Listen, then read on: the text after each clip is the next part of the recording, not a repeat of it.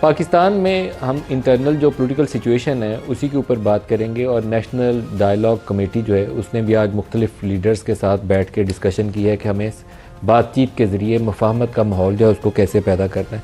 تو ہمارا جو پینل ہمارے ساتھ بیٹھے گا تو اسی ایشو کو ہم ڈسکس کریں گے، لیکن آغاز میں ہمیں آج وفاقی وزیر دفاع خواجہ محمد آصف صاحب جوائن کر رہے ہیں، اور دو بنیادی ایشوز ہیں۔ ایک تو دنیا کی بدلتی ہوئی فضا ہے جس میں یو ایس پریزیڈنٹ ٹرمپ نے وینزویلا کے اوپر قبضہ کر چکے ہیں اور اس کے پریزیڈنٹ کو پکڑ کے لے آئے ہیں۔ تیل کے اوپر وہ کہتے ہیں 30 سے 50 ملین بیرل ہم یہاں لائیں گے، اس کے بعد دیکھیں گے کہ اس کے ریونیوز کو کیسے استعمال کرنا ہے۔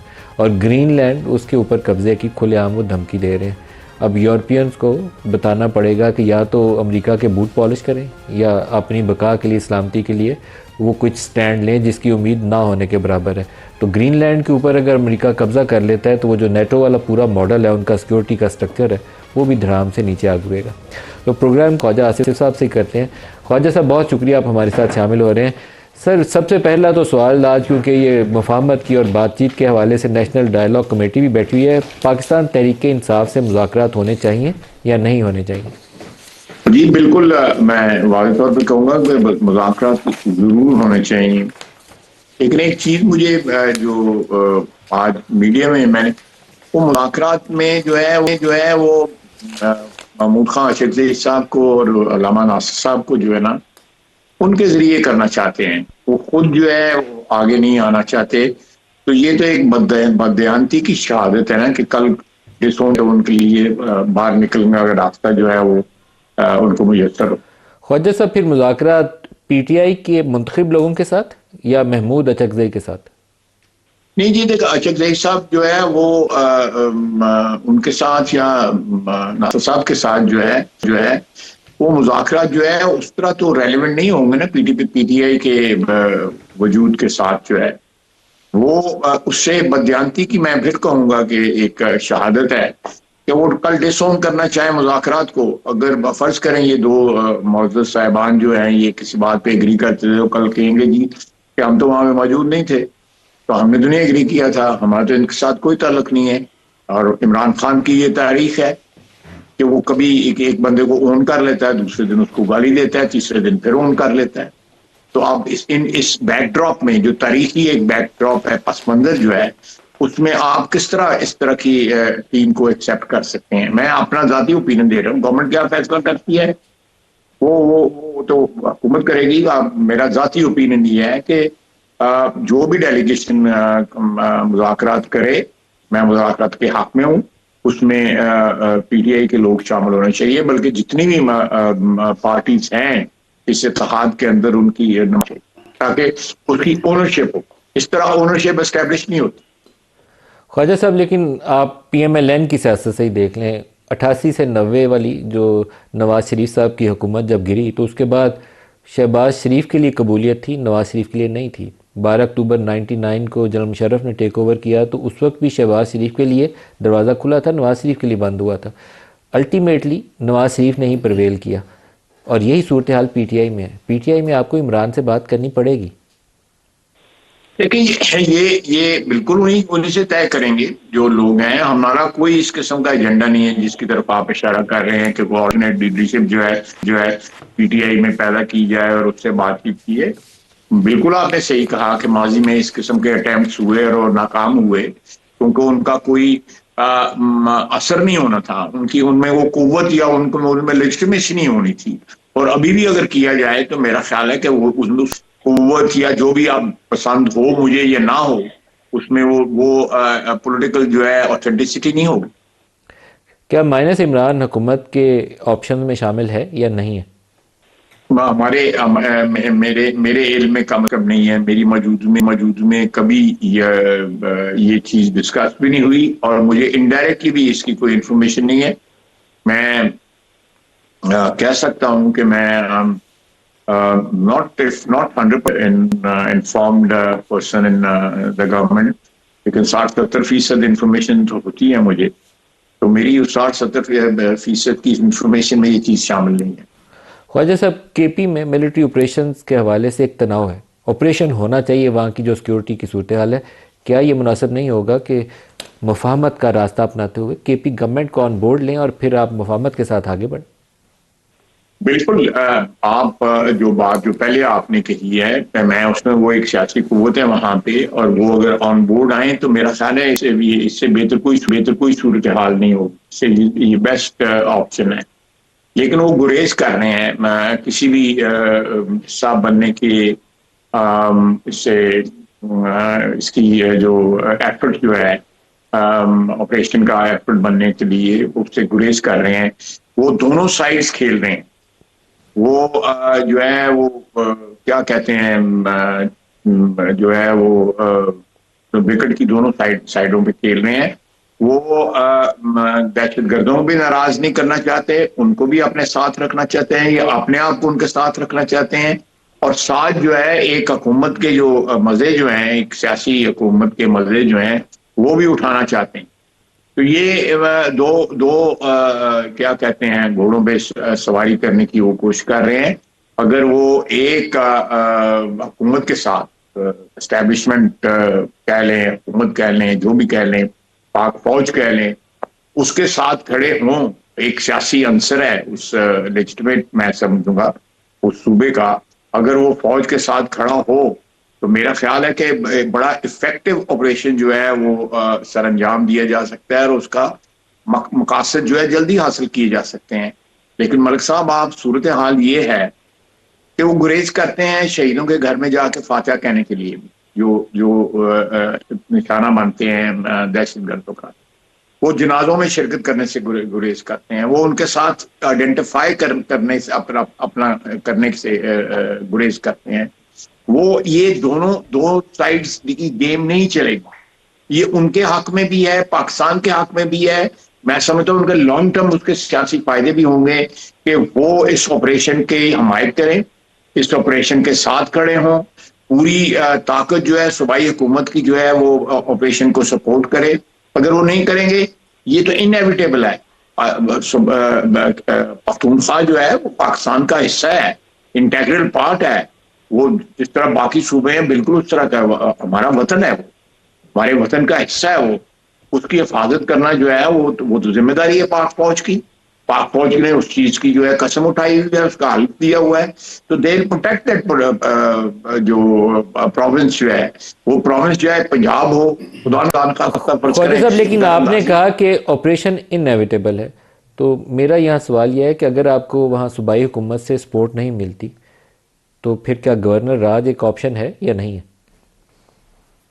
حکومت کی آپشن میں کا مجھے پتہ نہیں، لیکن میں ذاتی طور پہ ماضی کا جو ایکسپیرینس ہے گورنر رول کے اور پارٹی بین کرنے کے، اس میں ملک صاحب ان کا سیاسی ڈیویڈنڈ کوئی نہیں ہوتے. ایک ٹیمپرری رسپائٹ آپ کو میسر ہوتی ہے، لیکن اس کے دور رس نتائج نہیں ہوتے. میں اس چیز کو جو ہے مائنڈ میں اس کی گنجائش موجود ہے، تو لیکن میں اس کے استعمال کے متعلق مجھے ریزرویشنز. خواجہ صاحب تھوڑا سا جو دنیا کی فضا ہے اس پہ ہماری نظر رہنی چاہیے. وینزویلا جو کچھ ہوا، اور گرین لینڈ کے اوپر ٹرمپ کے بیانات، اور ایران کے لیے وہ کہتے ہیں لاکڈ اینڈ لوڈڈ. تو اگر دوبارہ ہمارے خطے میں ایک ایسی صورتحال ہوتی ہے کہ اسرائیل اور امریکہ ایران کے اوپر حملہ کرتے ہیں، تو اس سے پہلے ہمیں اپنی پیش بندی کرنی چاہیے، اپنے بارڈر سیکیور کرنے ہیں، اپنی حفاظت کے لیے ہمیں کیا کرنا ہے. تو یہ مناسب نہیں ہوگا کہ یہاں سے کوئی لیڈرشپ دکھائی جائے اور انگیج کیا جائے، لوگوں کو یکجا کیا جائے؟ جی دیکھیں، لیڈرشپ اس وقت موجود ہے. آپ بالکل صحیح کہہ رہے ہیں، میں اس بات سے ایگری کرتا ہوں کہ اس قسم کے ایڈونچرز جو ہیں وہ عالمی امن کے لیے خطرہ ہیں. اس طرح نہیں کیا جا سکتا جو ہے. یہ میرا خیال ہے اس قسم کی انٹروینشن تو غزہ میں ہونی چاہیے وہاں کے لوگوں کے لیے. ان کے ادھر کے لوگ بھی جو ہیں وہ بھی بین الاقوامی مداخلت کے جو ہے کو ڈیزرو کرتے ہیں، یا اس کا انتظار کر رہے ہیں کہ ان کو نجات دلائی جائے اسرائیل سے، اور ان کو بھی آزاد ایک مملکت کے اندر فلسطین میں رہنے کا حق ملے. تو میرا اپنا خیال ہے کہ جب تک یہ انٹرنیشنل جو ایک کیا کہتے ہیں آپ بیہیویئر کا جو ایک طرز عمل کا جو ایک سٹائل ہے، وہ اس قسم کا رہے، سلیکٹو قسم کا رہے، تو یہ نہ اس ملک کے لیے اچھا ہوتا ہے جو اس قسم کا سلیکٹو طرز عمل اختیار کرے، اور نہ دنیا کے امن کے لیے اچھا ہوتا ہے۔ میں سمجھتا ہوں کہ یہ ایویڈنس جو وینزویلا میں ہوئی ہے، اسی ایویڈنس کو استعمال کر کے، اسی مثال کو استعمال کر کے یوکرین کے اوپر جو ہے رشیا جو ہے اپنا حق جو ہے اس کو لیجٹمیٹ قرار دے گا۔ اسی طرح کل اگر چائنا جو ہے تائیوان کے اوپر جو ہے یہ قبضہ کر لے تو اس کے یہ پریسیڈنٹ جو ہے وہاں پہ کوٹ کی جا سکتی ہے۔ اب دیکھنا آج جو آیا ہے کہ تیل جو ہے وہاں سے امریکن جہاز جو ہیں وہ لے کے جو ہے پتہ نہیں کتنے ملین بیرل جو ہے وہ لے کے پہلے امریکہ آیا کرے گا، اور اس کی پروسیڈ جو ہے وہ بھی ڈیوائڈ کی جائیں گی۔ میں افسوس کا اظہار کر سکتا ہوں، میرے پاس